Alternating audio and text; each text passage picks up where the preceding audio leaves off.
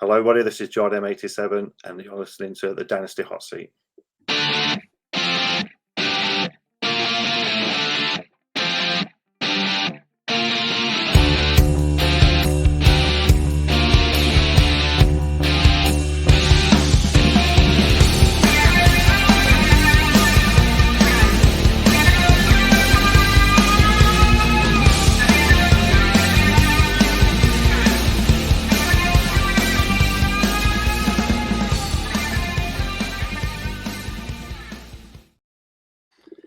Yes, hello everybody, and welcome back once again to the Dynasty Hot Seat, the only Dynasty show out there that is a certified inferno. And today we've got we thought last time we put out an episode, it was so good. We had one of the Devi guys from the Fantasy Wildcard team. We just thought, you know what, why not do two in a row? And rumor has it we've got the best one of the three on the show right now. I don't know. That's what I've been told, Jordan. I don't know. Is that true?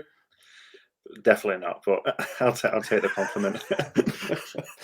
Yeah, absolutely great to have you on the show, mate. Obviously, we've done some podcasts and some things together before, but this is your first time on the hot seat, so very warm welcome to you. How you doing, mate? No, thank you for having me on. Yeah, we've been trying to do it through the college season, didn't we, and stuff. I was just like trying to find a way to do it, but like now we're in the off season. Yeah, looking forward to it, and appreciate you having me on. Yeah. It's been absolutely great chatting to you guys. This obviously the full Wildcard Devi team. You guys have got a sort of a different insight to these players compared to your standard dynasty players, because you've been watching these guys grow and play throughout college football, not just in the last year, but since they really came on the scene. So I always like chatting to you guys. It gives a different insight about the full player's path and the full player's career. So I'm looking forward to diving into the mock draft just in a little bit with you. But before we do that, thank you so much, everybody watching. If you have not already, make sure you're hitting that thumbs up and that subscribe button. Hey, it's absolutely free. It doesn't cost you a thing, so why not go for it? Jord, before we jump into the mock draft, are there any trends or anything you notice about this 2024 rookie class in general? Like, is there any themes that are sticking out to you for these crop of players? I feel like obviously during, I was talking to Phil, obviously we're talking to you off air about this and stuff. I think Phil come on in, was it like November time and stuff? And a lot has changed since then. A lot has changed. Obviously, you get a lot more people staying back in college now. It's not like most people try and do the 3 years and try and come out if they've been productive. But there's a few more staying for the fourth season now. So obviously, a lot more players have gone back. But for the talent that's there as it stands at the moment, it's very wide receiver heavy, and it's some good wide receivers there. Running backs are probably not as high as they have been in the last few years, but there's still some, like, could be some hidden gems later on. But obviously the quarterbacks at the top, but wide receivers is, you can go down to the second and third round and possibly pick up 2 or 3 good ones. When it comes to the season. Do you think this is maybe going to be part of a trend where it's going to be increasingly hard for dynasty players to predict what a class is going to be like? Obviously, a few years ago we had the 23 classes coming, and everyone was trying to get all these 2023 picks loaded up because we knew all of these players that we coming out. We knew Bijan was coming. We knew all these guys were coming. Do you think now it's going to be trickier because of all this NIL money and all the ease of transfer? Do you think it's going to be maybe a trickier thing to predict what players will definitely be coming out of each class, because a lot of them are choosing to go back? Yeah, definitely, 100%. Obviously, with name, image, and likeness over in college now, some people are staying back for that little bit of extra money, which, like, obviously it sounds crazy, doesn't it, where the money that you can get in the NFL. But if you believe you might be a second round pick, borderline, like maybe going in first, second round pick, you might stay. People in your ear saying, "Oh, just stay back. You can pick up." If you look on like X, you see some of the money like people are making, like Arch Manning, who is going to his second year this year. He's like around about $3 million. He's making a year in college now, and he hasn't even stepped like foot properly on a college pitch. So, like, obviously, when Arch Manning obviously committed. Like I said, going into his second year this year, you expected him in his third year to be coming into the NFL. It looks like he's likely not going to play this year as well, so it might not be the fourth season until we see him. That's Arch Manning, a 5-star number 1 recruit, which is crazy. Like, and obviously it's not always the case, but it just seems to be more percentage wise than it used to be.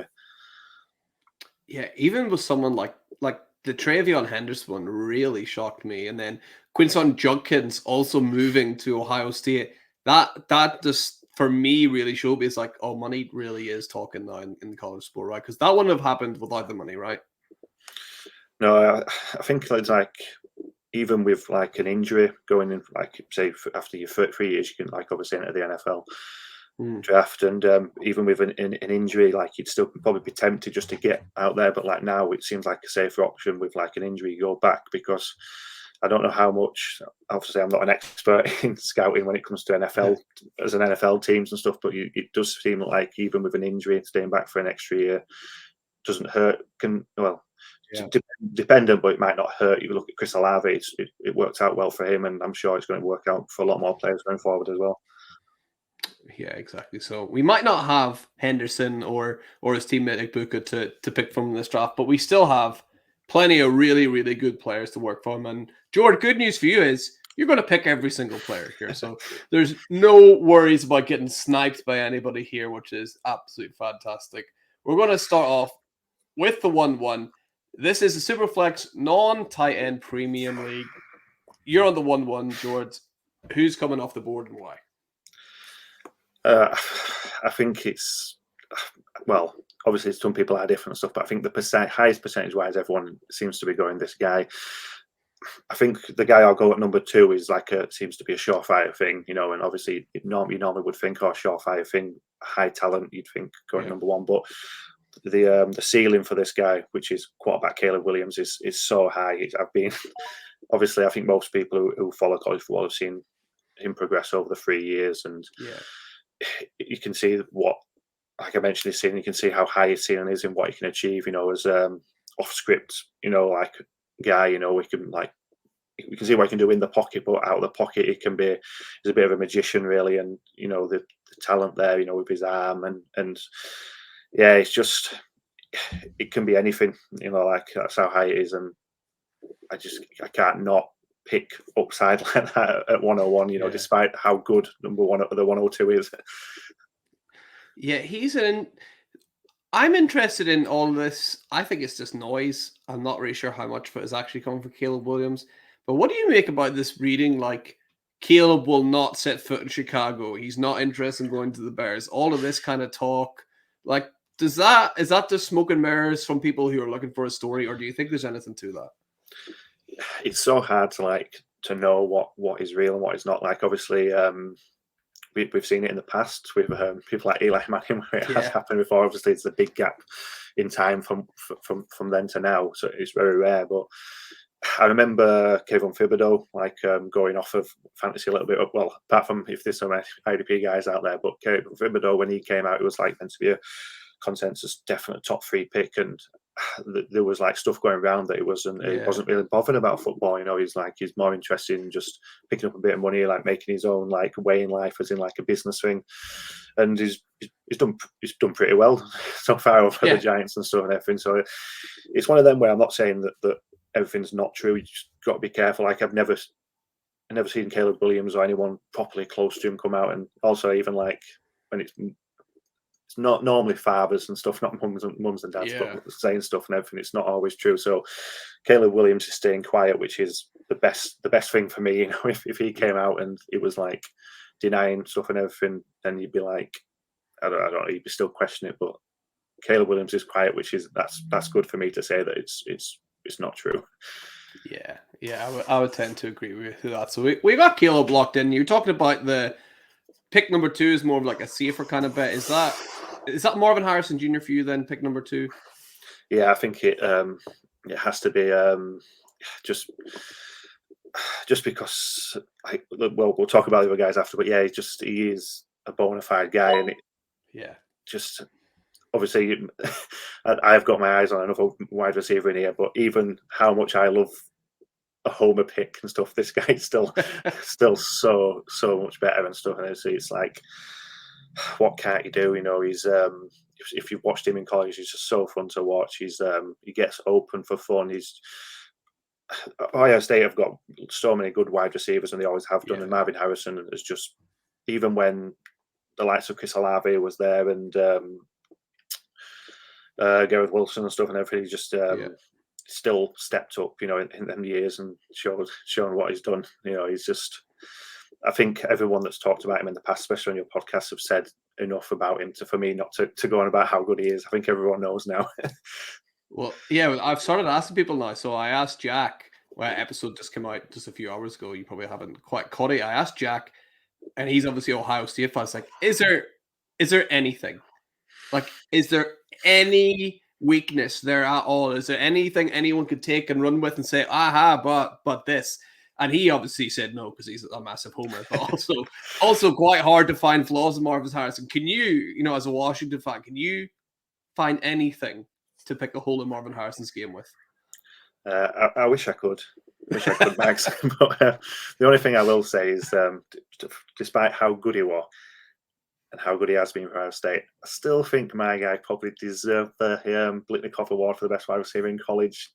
But that's not a knock on how good Marvin Harrison is at the same time. It's over the years that they've been in college, these wide receivers that are coming out, he's the clear number one wide receiver by far. And there's nothing I can really say to make it, to say there's a negative on him. He's just, wherever he's going to land, could be on the worst roster in the NFL. He's still going to be a guy that you want to pick up at 102 or 101 if you prefer.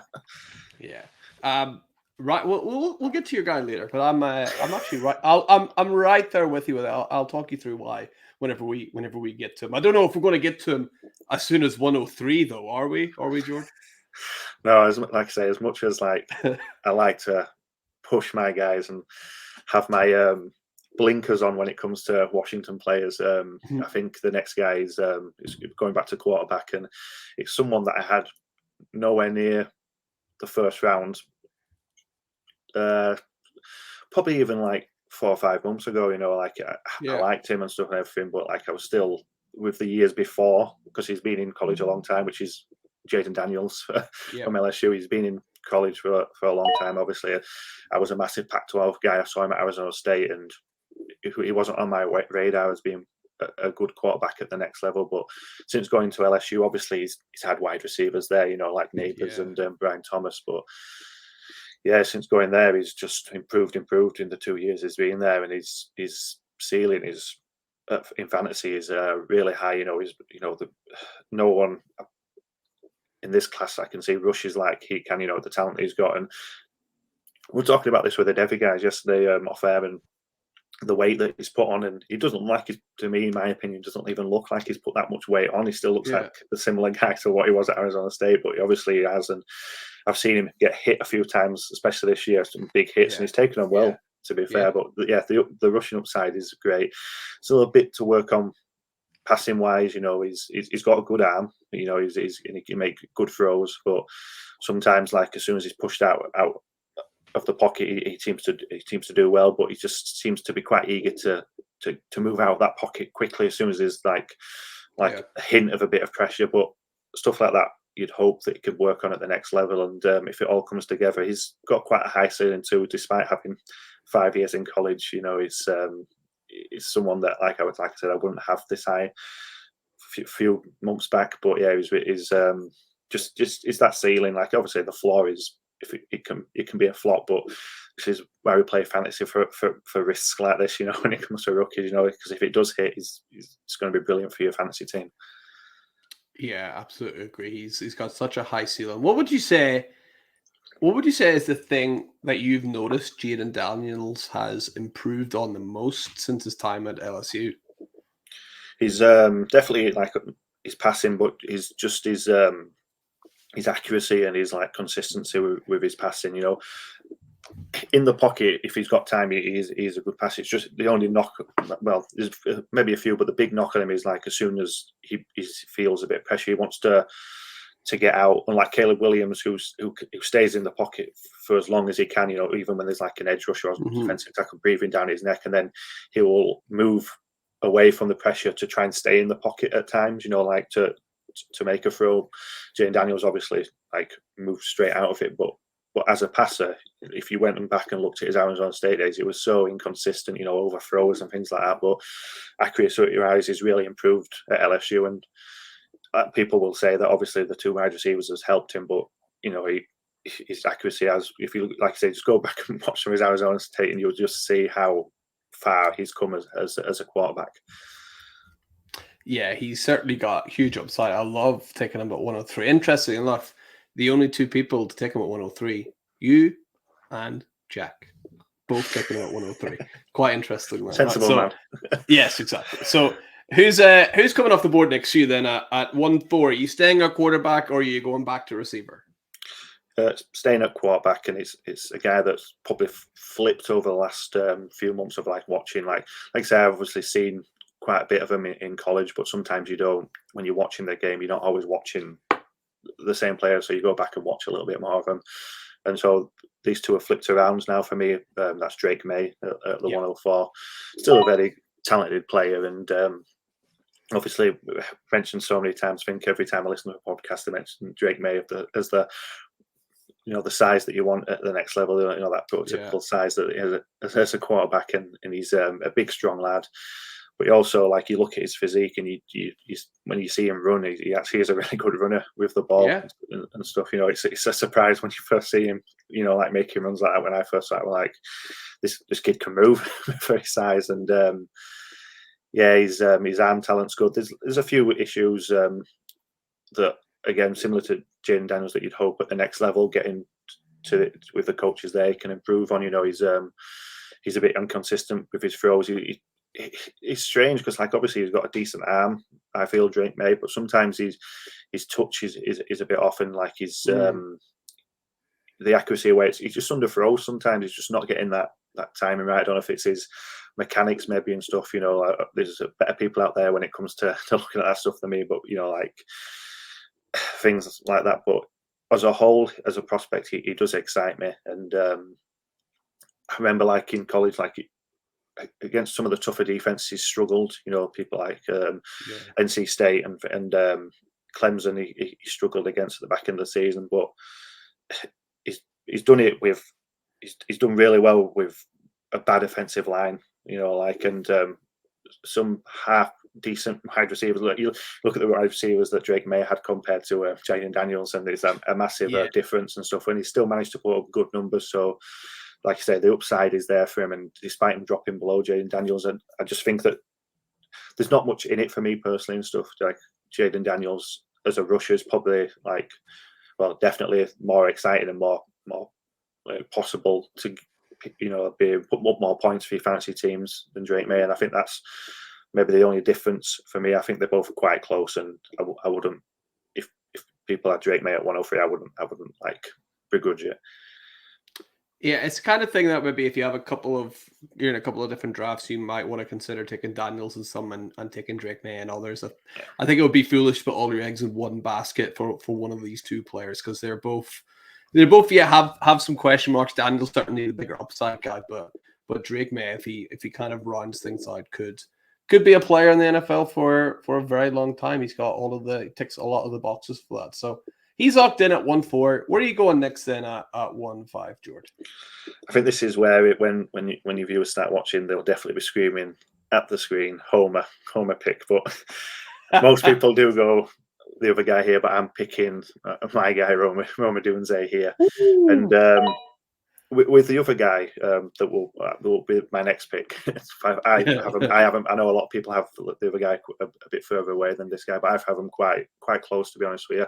Obviously, I've put my guy in front just because he is my guy. I've got to put him there. I've got to put him higher up. It's got to be done. But yeah, Rome Odunze is just an incredible athlete, and it's great that I get to come and talk. Obviously, as a Devy guy, I'm talking about the Devy prospects coming out, so I don't get to really talk about the rookies much.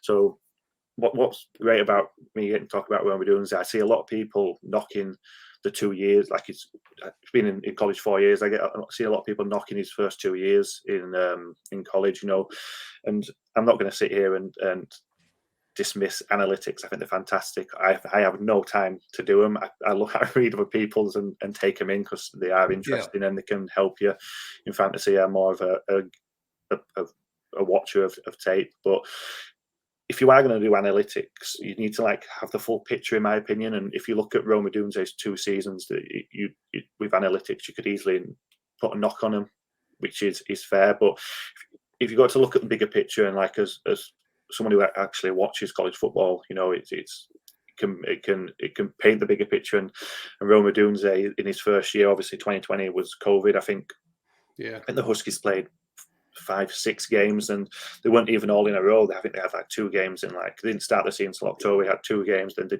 had like 3 or 4 postponed, then they had 2 games, 1 postponed. It was just a mess. So it was, and then in the second season, obviously as a Washington fan, it was just a horrendous 2021 season. They had Jimmy Lake, who was the defensive coordinator, who was going to Washington, the Commanders, as I think he's at the DC there this year. He was a DC, and a fantastic DC, to be fair. He took the head coaching job. It was just too big for him. The quarterback play was horrendous. The defensive coordinator was the plays were horrendous. It was just a mess. And Rome Odunze still managed to put up decent numbers, and not the best numbers, but still decent numbers to say how messy it was. But then when it all came together with like good offensive minds and things like that, you saw what he did in the 2 seasons after. So I think that's why I just feel you've got to have the full picture and stuff, because it's easy just to say that, and look and go, oh, I know there's a lot of Devy guys out there that want production, a big production. I think there's a mark. I think the guys over at Campus to Canton do a wide receiver wide receiver year 1 metric, which I think they want you to hit over 190 yards in the first thing. I might be a bit off with it, but it's a good metric to have, and it's worked quite well. And Rome Odunze, I think he just falls under it. But obviously with the COVID year and stuff, it's probably talked enough about defending Rome Odunze in these 2 years. But we've seen what he can do on tape. He's an animal. He's a lot faster than people give him credit for, and he is. I wouldn't say he's the greatest route runner in the class. There's quite a few route runners that are better than him, but when it comes to the red zone, he just comes alive as a route runner and stuff, which is going to be massive at the next level, especially for fantasy. Yeah, that was one of the things I was saying about Rome Odunze, is some people sort of knocked on how much separation he makes, and I said it's really odd. He actually is best at getting separation in the red zone, almost, where it should be really difficult to get that separation. That's where he seems to shine. So I've got no real concerns about Rome Odunze translating to the NFL. I think he's got a multitude of skills that he's going to be able to use. I hope that he goes somewhere where he isn't necessarily like the number 1 guy. I would love to see him go somewhere almost like a Jordan Addison situation, where he's not going to get double teamed. He's going to get some of the weaker corners and safeties playing up against him, so he gets a bit of a chance to shine. I think that would be really nice for him. Do you think that his red zone ability is his number 1 trait, his ability in that contested catches, or do you see something else that his best skill? Yeah, he's like I say, you mentioned the contested catches. He's very good at that, and in the red zone. Just another thing on him. What we're really good about him is when that's, like I say, it was not a knock on Marvin Harrison. I just thought that when Washington needed big games, there were lots of games last year where they needed big plays, and when they played up at Oregon State, and it was absolutely horrendous, 30-mile-an-hour winds and stuff over there and stuff. That's where Michael Penix went. He went to Rome Odunze constantly. When Jalen McMillan was injured, they went to Rome Odunze constantly, and that's why he's a stud, because he can make contested catches in tight windows. So I'd say the red zone, but contested catches, he can separate in the red zone, but in the open field he doesn't need much separation. Which I know it's good to have separation, but at the next level it might be more difficult. But I still feel he'll be okay. And I touched on this earlier. I graded out my college sort of tape based on just the 2023 film alone and nothing else. And based on only that film, Rome Odunze was the best wide receiver in college. So I have it that way too. I think he should have won the Biletnikoff Award. I think Marvin Harrison being nominated up for the Heisman Trophy, I didn't quite agree with that, to be honest. I think that was didn't quite agree. So I thought Rome Odunze deserved the Biletnikoff Award too, George. So you're not just a massive homer; you got some good points too. So we've got Rome Odunze locked in. You sort of teased and mentioned the other guy coming up there. The people that most people take at this kind of pick. I'm guessing you're going Malik Nabers here. Yeah, he's another guy that, like I say, it's not me having Odunze above him, I love both these two guys. You know, we mentioned at the top of the show, we mentioned the wide receivers in this draft class, and Malik Nabers is another one up there with Marvin Harrison and Odunze. He's just so fun to watch. Yeah. You know, he's another guy that's like, he's just a ball of energy. You know, he's so fast. You know, he can off the line of scrimmage and stuff. He's just little slight movements can have the cornerbacks fooled in it, and like a little stop, but boom, gone. You know, like, and it's just like opens up a gap and stuff. Yeah, he's just, you know, cutting across in, you know, like slants and stuff and everything. He's just got it all, and he's so fun to watch, and he's just gonna have so many yards at the next level wherever he lands. This guy, you know, obviously I love Marvin Harrison and the Rome Odunze so much, but I wouldn't be surprised if like, obviously it depends where he lands, but if they all landed in favourable positions next year, you know, with good quarterbacks, I feel like Malik Nabers probably got a higher chance of finishing higher as the rookie wide receiver. You know, in my opinion, he's that good with yards after catch and things like that. Yeah, he's so, that's what I mean.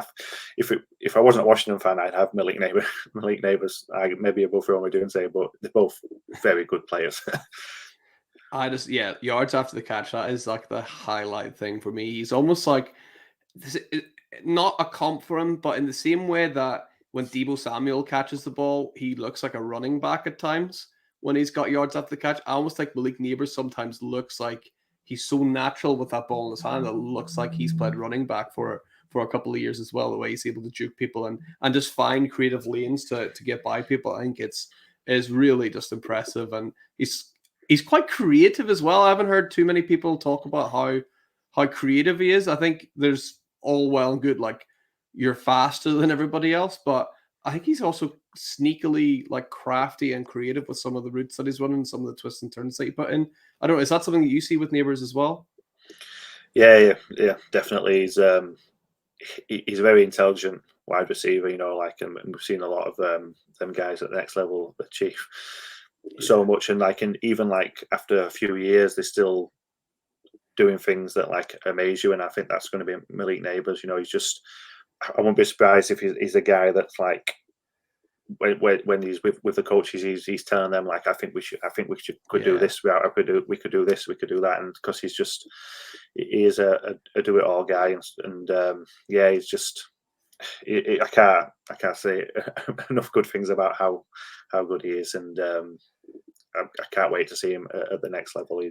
He did so well last year alongside another guy, which we might mention later. You know, like, and he still put up at really good figures. And then last thing on him, one word answer: dream landing spot for Malik Nabers.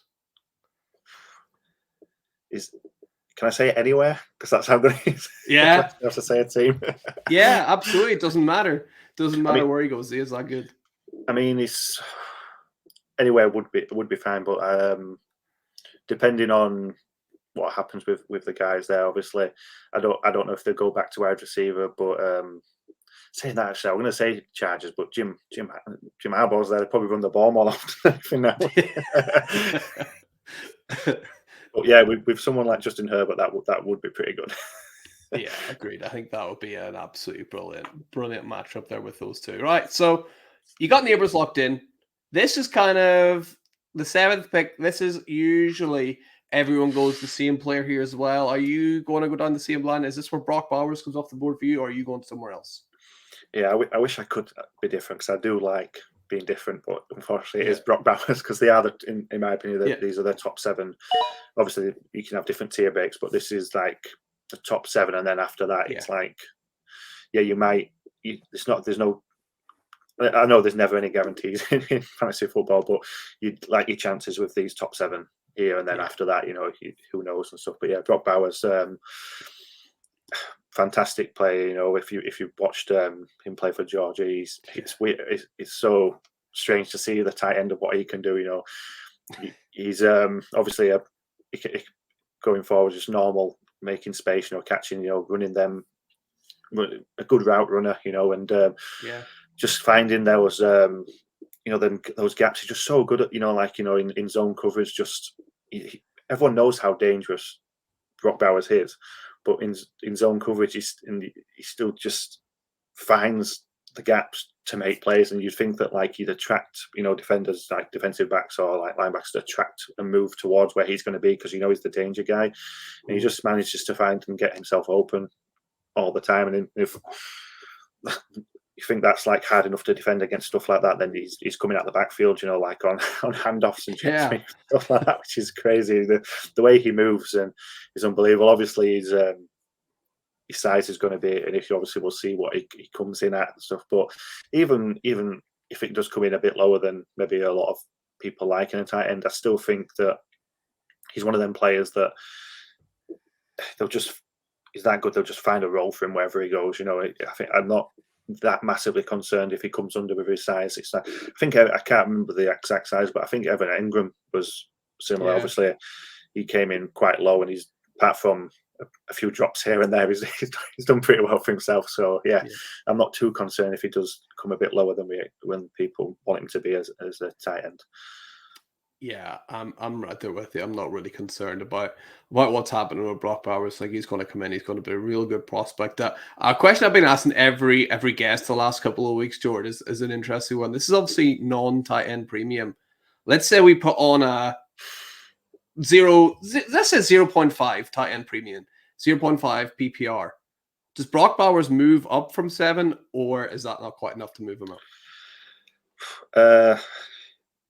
It's probably not. I think I'm happy with him here. I think it was when Rich was on one year and you mentioned Sam Laporta. I just feel that because people have seen what Sam Laporta can do, it's like, well, maybe Brock Bowers is that good. Maybe he can do it and stuff. And it's not like as in I think fluke's the wrong word, but it's just very rare what Sam Laporta did in his rookie year as a tight end and stuff. But so yeah, I don't think I'd be very surprised if we see that from Brock Bowers. But I think you fired back at Rich saying that like in a couple of years he could be it should be like a potentially a top 5 tight end, which is what you're looking for in a tight end. But I think the good for why Brock Bowers is going so high as a tight end is because I think the production will be there early on, which some maybe don't see the production early on.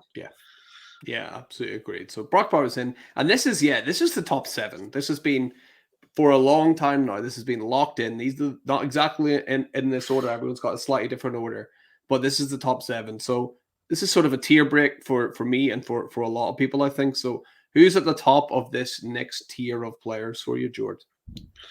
It's a guy that I've been high on for a very long time. I think I've got him in too many Devil leads, which I probably should reduce down a little bit, because it's always a worry when you've got too much of one player, just in case something bad happens. Touch wood, it doesn't. This is another wide receiver. He's a small wide receiver, but very talented. It's Xavier Worthy from Texas. He's just he's just so good. Like I say, he's going to be knocked straight away from his size. And to be fair, like over the last few years of playing fantasy, I was a guy that probably knocked people on his size, and knock people for the size over the last couple of years. I've probably learned to maybe give just because I know I'm 6'5", so maybe it's just me being a bit of a size. That's what my wife would say, probably me being a sizist. But yeah, Xavier Worthy is small, but what is a route runner. He's up there with the best, in this class and stuff. He's so good at like making space for himself, and another guy with yards after catch. You go look at some of his highlights, from the last few years, and he makes people look silly with his movements. Like he really has them, like on toast. The way he moves, like it's so good. He had a couple of cases with his drops a couple of years ago. It looks like he's cleaned that up a bit this last year, which is good to see. And despite his frame, I just think that if you can get open in the NFL, you've got a good chance going forward. We've seen it over the last few years. Like I say, I've learned from that. I used to be a massive guy of like, go for the big-bodied guy. It's good, and I still am a little bit. But yeah, these people like Xavier Worthy, if you can get open, you've got a good step into being a productive guy in the next level. Yeah, I think we've seen enough of these smaller receivers doing well and succeeding now to think actually, these guys like Worthy can come in and can make a difference. And I just wish that Quinn Ewers didn't go down for Texas last year, and we got to see a bit more out of him. Like in his, I feel like his rookie year, he came in, he absolutely blew everybody away. He never quite got back to that level, though. Do you think you know why he never quite, got back to that level? Is it to do with the organization more than the player?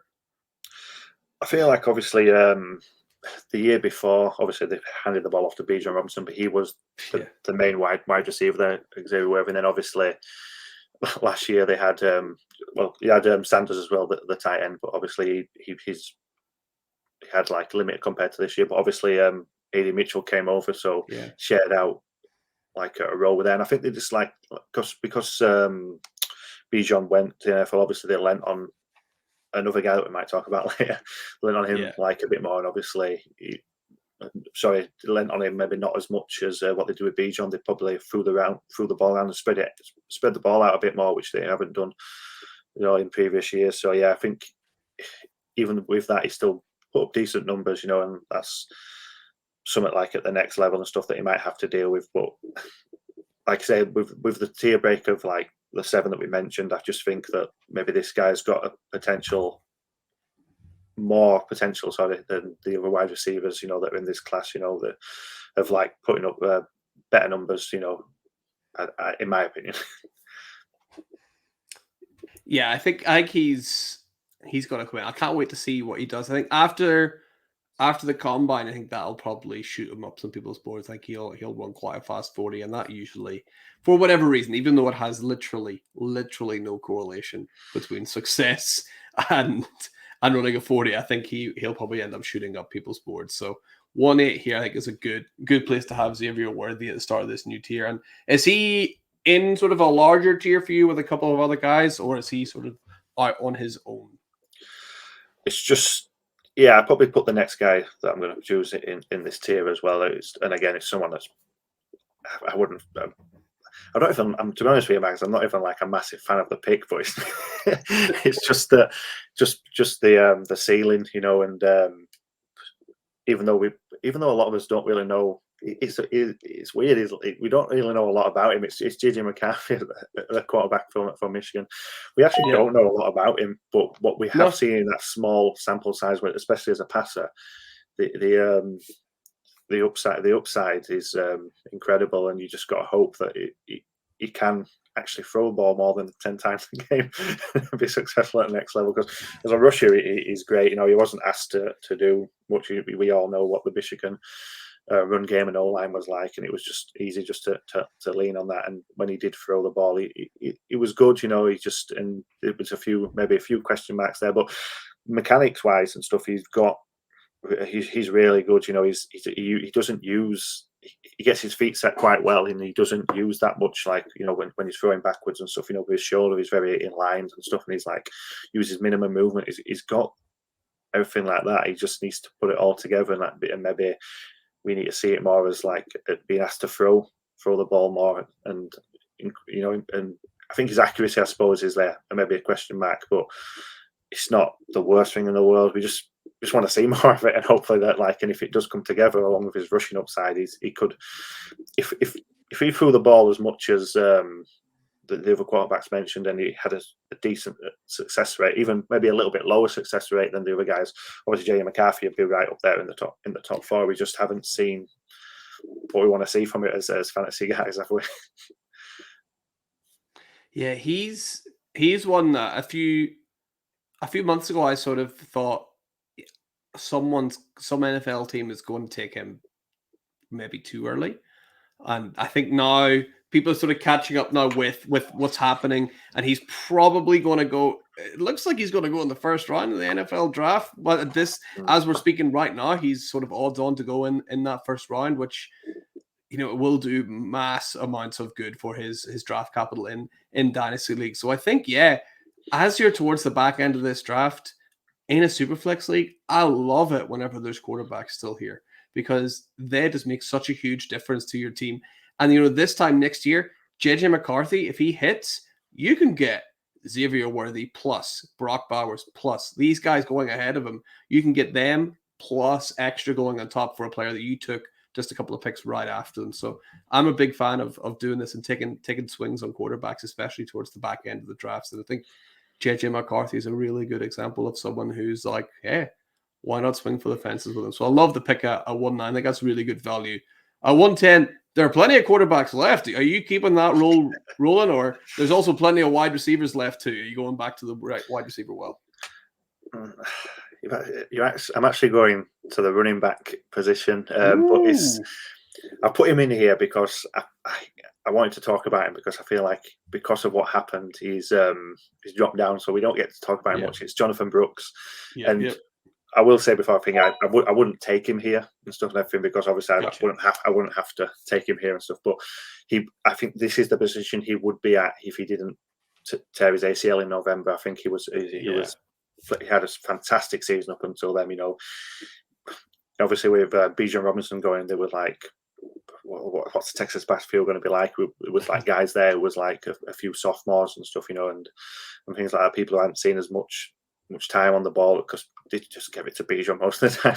And why would you not? But yeah, he was unbelievable. You know, he's a strong runner. You know, really powerful runner, but he can make people miss as well at the same time. You know, just like gets the ball in his hand, makes a cut, and he can be away. And obviously, he can also work as a free down back as well. You know, we've seen that, and also good at as a pass blocker as well, you know, in pass pro. So that's all the ticks as a running back that you want. But unfortunately, he went down in November of ACL. So he's not. I'm not a doctor, but I feel like if he doesn't miss all of it, he's going to miss a high percentage of the season. You know, obviously being a rookie. But I feel like if that didn't happen, this is where he would be, and a lot more people talking about it. There's still a lot of people talking about him, to be fair, but I just think that obviously he's going to slip down into the second round, maybe mid-second round, maybe later. It depends what drafts you're in. But yeah, so I'd hold on and wait. But I still think he's a good pickup, you know, and hopefully in 2025 he can come back from that ACL and show that he can be a good running back at the next level. I think the more I think about Jonathan Brooks, the more I'm like, he is. Like, it's usually never a good idea if you're a rebuilding team to take a running back. But Jonathan Brooks might be the exception here because he's probably not going to play a lot of football next year. So it's good to get him on your roster. Hopefully then you'll have loaded up on 2025 picks because you'll know more than me, Jord, but from what I can see, it's a completely different story in 2025 in terms of running backs. You got all things considered. You'll have Henderson coming out.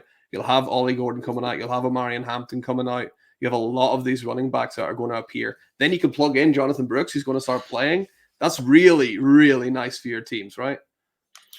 Yeah, exactly. Like I say, obviously you can take some swings on running backs in this class, but there's no, like, if we had all healthy running backs from this class, obviously Jonathan Brooks, in my opinion, is like way ahead of them. And like you say, it's perfect. You know, like if you are a rebuilding team, you know, you could pick him up in, like I say, I'm pretty sure he's going mid-second, like late second at the moment. Maybe it might be early second in a few drafts if people are a bit crazy. But yeah, you can pick him up there, and like you even like if you make a trade back into the second and pick up some other picks and still pick him up and like keep him there and just hope that it comes off. Like I say, obviously we've seen players come back from the ACL. It's not like it used to be years ago where it was like, you know, it's this different science and stuff that can help you come back from these now. And so hopefully he doesn't like lose too much, you know, from it. But like you said, we've seen people like still perform at the same level, you know, despite tearing ACLs, MCLs and stuff. So yeah.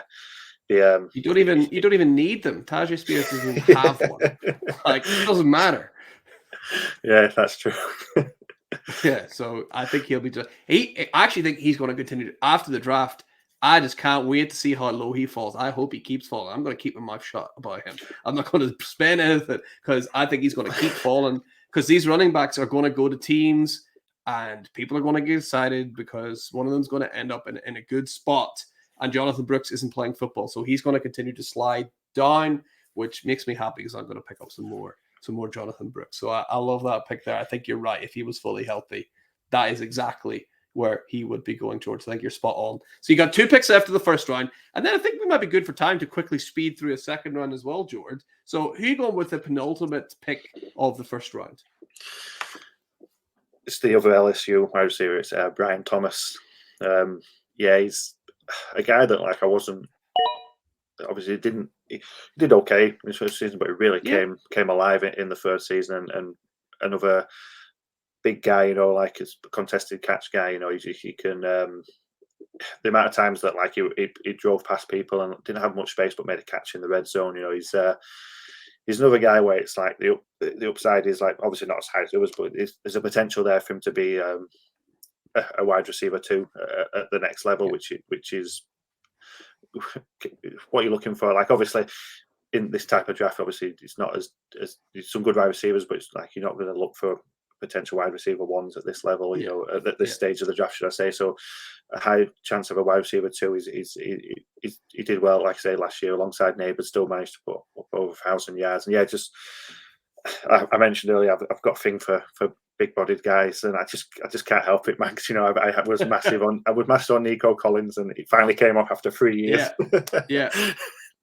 So I'm hoping Brian Thomas can be the next guy that's gives me some. Even I'll wait 3 years. It's fine as long as I get some numbers later on. It's fine.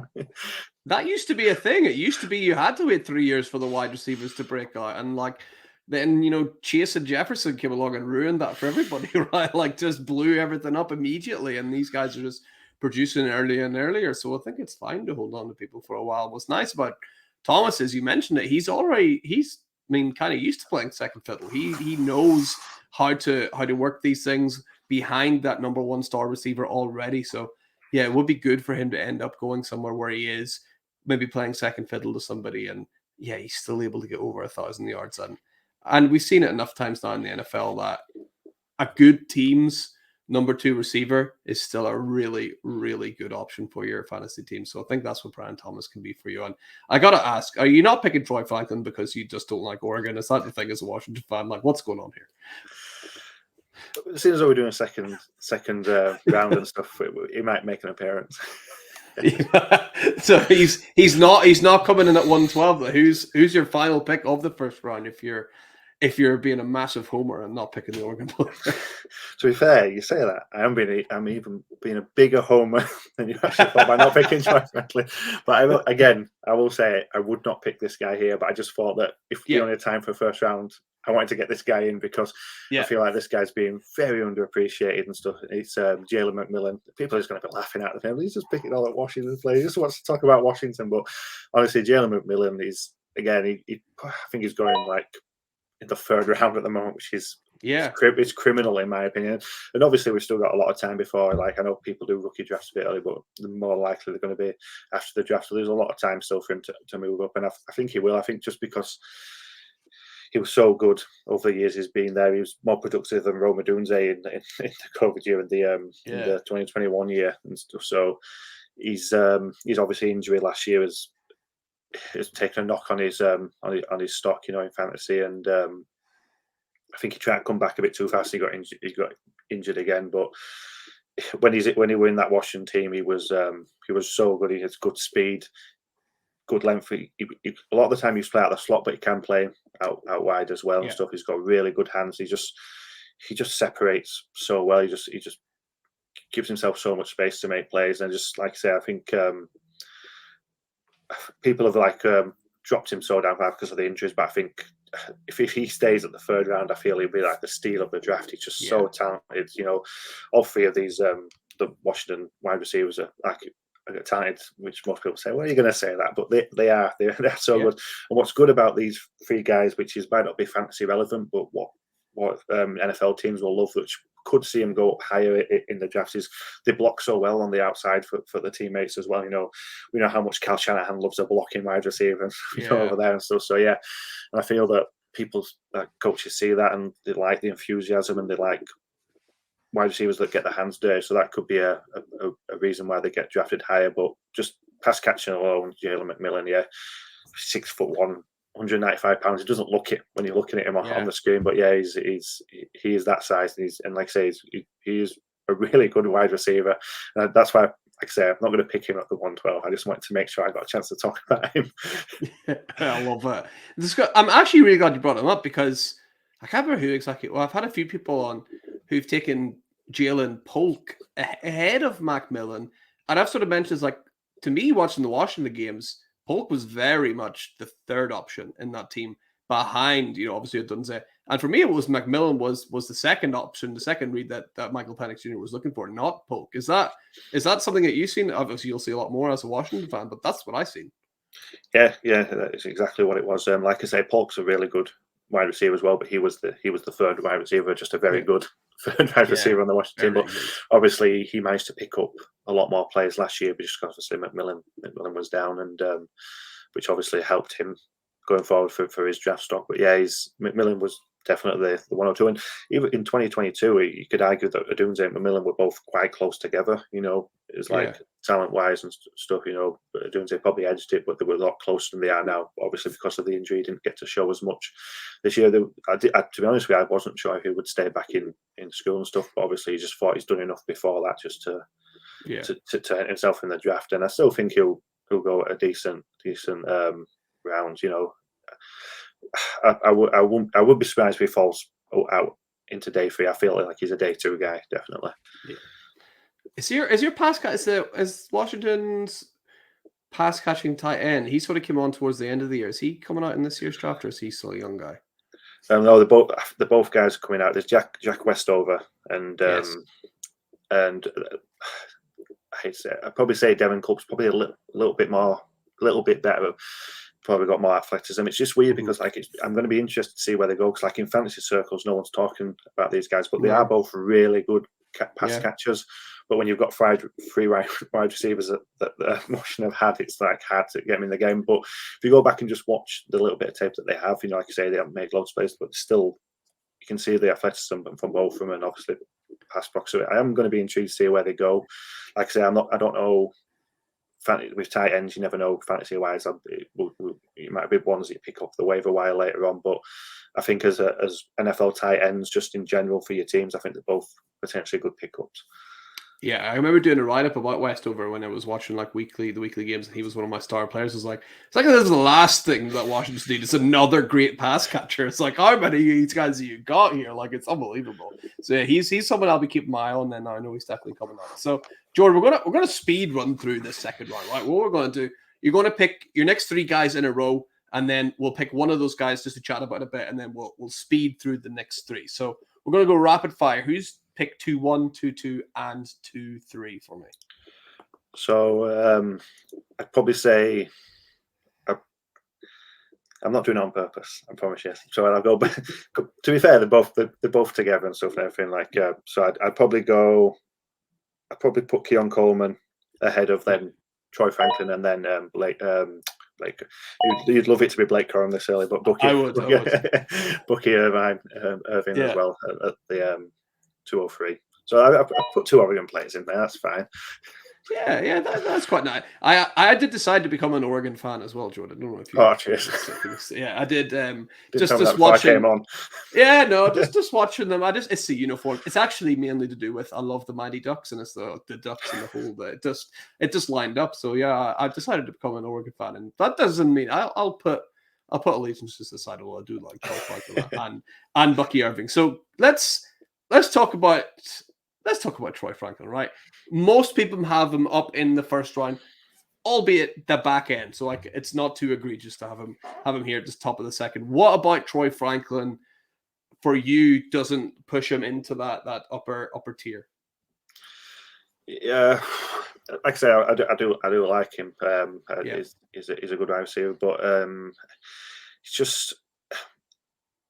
If you go look at his highlights or the games from last year, he does get open quite well, but I just don't think he's strange, because I remember a lot of people talking about how good of a route runner he is, and I think he's an okay route runner, but I think he's not better than the guys that I've mentioned above. Obviously Brian Thomas, maybe, but Brian Thomas physically, winning at the top of the catch and contest catch. That's why I've had him above. That's probably my preference of having a big body guy. But yeah, I just think that his route running is not as polished as the others, and that's why I've obviously got Keon Coleman ahead as well. It's like I say, it's probably my preference and stuff and everything, unless you can really separate people like Xavier Worthy. Yeah. But which is probably you probably might think I'm going to contradict myself with the next 3 players. But yeah, I just I just think that obviously we know that he can probably maybe polish and become a better route runner at the next level. But yeah, he's just needs to be a little bit smoother, I'd say. But he's still like as a pass catcher, getting up and down the seams and stuff. Definitely, he has got talent. Yeah, and it shows you how good this wide receiver class is when you get someone like it's rare you get a player like a Troy Franklin at this receiver position available in the second round. So that was really cool for this year's class for sure. So let's lock in the next 3 picks then, Jord, at 2, 4, 2, 5, and 2, 6. So here I've got Braylon Allen, then I've got another Washington, Michael Penix, and I've got Jatavion Sanders. Love that. Okay, let's go. We've not spoken about Jatavion Sanders at length yet on the show, so he's a real interesting prospect. I think he's someone that is just one of these athletic freaks, right? And just a tight end that maybe might take a bit longer to break out, but he certainly has all the tools athletically to do so, right?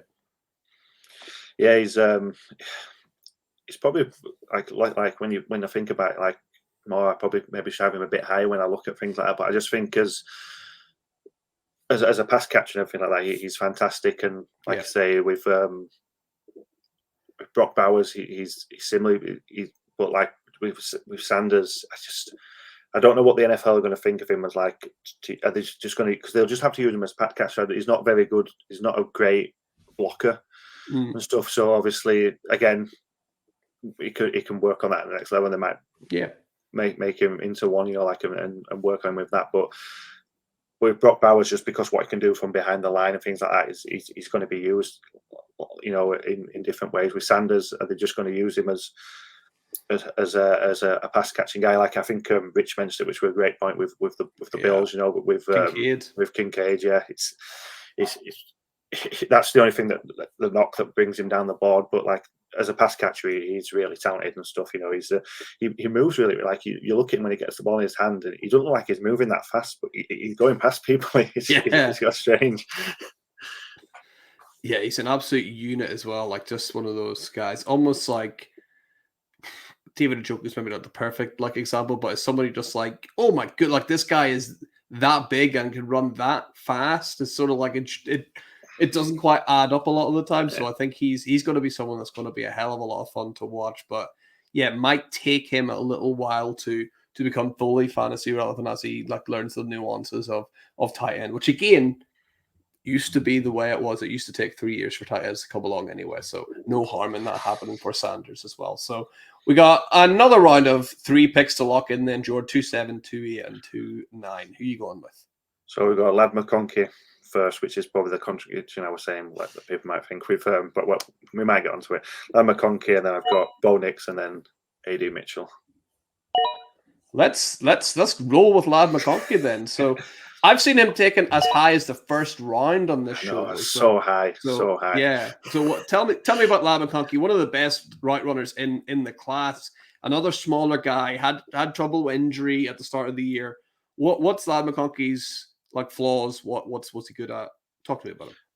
That's what I was saying. Contradicts people. Well, you've got Xavier Worthy so high, but Lad McConkey so low down. But yeah, he's obviously with people are just flashing up, putting clip after clip of him, making guys look silly and stuff and everything. But like you say, he's obviously he's a short guy, and he's just when you see him play, obviously people put the highlights of him, just he gets open every time, but he doesn't always get open every time. He can get against press man and stuff, he gets really push back and stuff like that, and if in zone coverage he's brilliant, and if you obviously if cornerbacks give him a bit of a space, they're not straight on him and stuff, he's brilliant. But as soon as you're pushed on top of him, he struggles and stuff. And I feel like that Xavier Worthy is a little bit better at breaking free off the line and stuff. That's why I've got him a bit higher than him and stuff. But yeah, he's still one of them guys that do excite me. If he gets in the right scheme and stuff, and the use him right, he can probably put quite a lot, some good numbers. But yeah, he's like I say, he does make people look stupid with his route running. And you'd think when you see a few clips like that, you think he's going to be unreal. But the first round's just too high for me.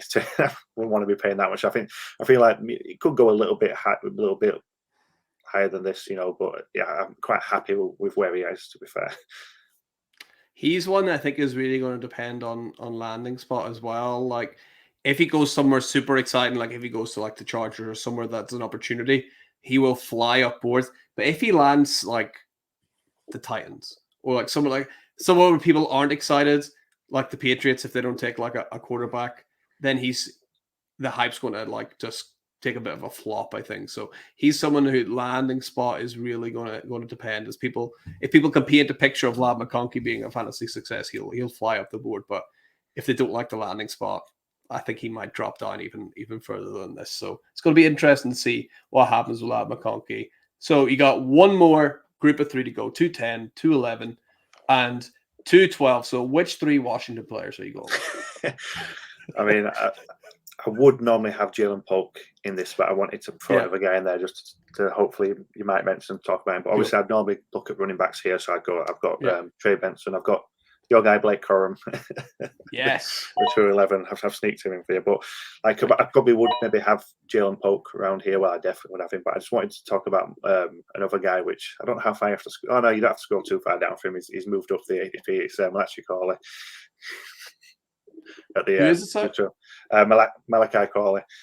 Malachi Corley, sorry, yes, he should be. His ATP's moved right up, so he's quite high up there now. I didn't know. He has, definitely. It's because Steve Smith's been talking about him. That's why. He does actually. Yeah, I've seen them mentioned a few times. I'm trying to see who we talked about least. Do you know who's not come up a lot? Trey Benson. He's not. Good old Trey Uno, I think is his Twitter handle. What's good about Trey Benson then? What kind of are some of his skills and talents?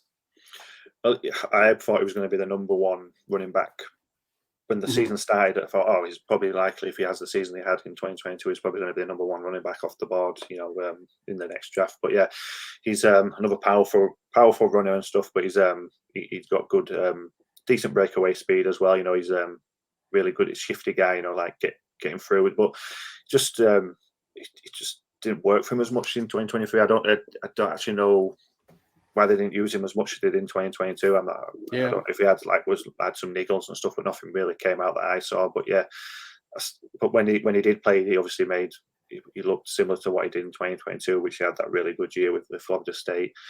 Like I say, he's a good running back. He's obviously probably not going to be used as much as a 3 down guy and stuff and everything, which probably the knock on him and stuff, but as a runner, he's got decent talent, and it's weird because I was really high on him like last year, and I was expecting to come into 2023 and see a lot more of him, but that's what's pushed him down more. They just, whatever reason, obviously they just didn't use him as much as they did in the previous year, which is obviously a question mark, straight away. Yeah, he's someone that every time I watch him is like, I like what I'm seeing here. Like this running back class is getting obviously a bit of a hard time. There's not a lot of like bad running. There's a lot of pretty good running backs. There's not a lot of running backs who are like they're absolutely terrible. Like avoid them completely. But there's no superstar, right? There's no Bijan. There's no Breece Hall. There's usually that one star, and people were kind of pushing Trevion Henderson into that role before he said he was going back. I don't even think he was that either, to be honest. So it is a bit of a funny one. And I expect once you get to like their late seconds and your third rounds, there's going to be a lot of green on people's boards as people are just going to take shots and running back left, right, and center. So Trey Benson there at the late second round, I really like the value on him there. And plus, what will happen is, I keep predicting after the draft, these running backs are going to get pushed up because people are going to get excited about where they're going to go. So I expect we'll see them go higher and higher and higher up. So I'm really interested to see how that goes. And Jord, before we close down the draft here, any sleeper players, 3rd round plus, that you're like, I really want to talk about this guy. Let's chat about him a little bit, who could be an underlying prospect. Well, like probably a month ago and stuff, I had this guy, but he's really crept up board. I've seen a few people put him in first round, which is I always butcher his name and stuff, but it's Xavier Leggett, I think it's how he's pronounced. But he's really moved up recently and stuff. A lot of people are talking about him. I think obviously Senior Bowl like helped stuff, but I'd probably say, like we mentioned, running backs, but Estime is a guy that's been slept on at the moment and stuff. He's done really well for Notre Dame, and he might end up, like you mentioned, getting the hype soon. But as of now, he's not getting the hype, so which is great. Which I'd love to give him the third round. He's going to be there, and it's going to be a great pickup for me. I'll probably have a lot of him if he's there in the third round. You know, he's a talented guy, and like I say, he's absolute tank as well. He is, yeah. He's just like, if you like, say, you probably obviously watched college football quite a bit last year. And did your Freds, the way he runs and stuff is like, and they just feed him what's good, obviously for fantasy wise and stuff, and everything. They feed him, and then when you get to the when you get to the goal line, they just feed him some more until he gets over. And he was really good at that as well. Like almost as good as Blake Corum, not quite. Yeah, because I'm not saying that like obviously it's something you look for, but it's like, goal line, you know, if he's great from the goal line only, like we saw what Gus Edwards did, took points off everyone just for being on the goal line. But obviously it's an added bonus if he can run as well as on the goal line.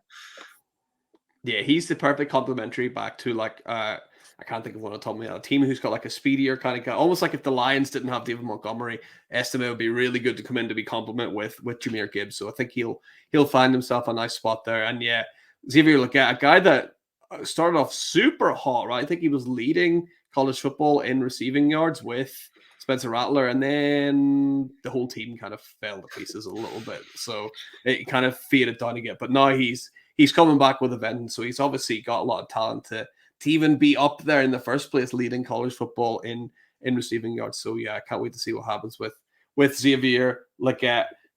And Jord, that brings us to the end of the show. I just want to say thank you again so much for coming on and giving us your insight into these rookie players. Do you just want to remind everyone, where can they find your work online? I appreciate having me on, Mags. It's been really enjoyable. It's flown by. And I got to speak really about. Got to speak all about my Washington players as well, which was good. But yeah, obviously we're part of the Wildcard team now. You know, with the Devy boys. You know, Jack and Phil, which is a third episode is going to drop on Friday about the freshman quarterbacks that are coming in this week. And yes, so you obviously follow me on Twitter, X should I say, at JordM87. You can see like my work. I obviously do quite a bit of writing for Ole Miss as well, you know, the fan side of things. So yeah, you can catch all my work there. So yeah, thank you for letting me have the shout out. Yeah, absolutely no problem at all, mate. And thank you everyone for watching. I'm sure everyone who's got to this point has already hit like and hit that subscribe as well. Hey, if you're listening, by the way, if you're listening to the podcast, why not leave a rate and review on whatever the hell you're listening to on Spotify or on Apple Music? I don't think I've ever asked people to do that before, so that'd be very kind of you if you could, if you're enjoying the show. If you don't enjoy the show, hey, don't leave any review at all. Just keep that to yourself. That'll be great. So one more time, thank you so much for everyone. Jord, thank you once again. Thank you everybody for listening as well. And remember, for anything Dynasty you need to know, keep it locked right here on the Certified Inferno. I will see you next time.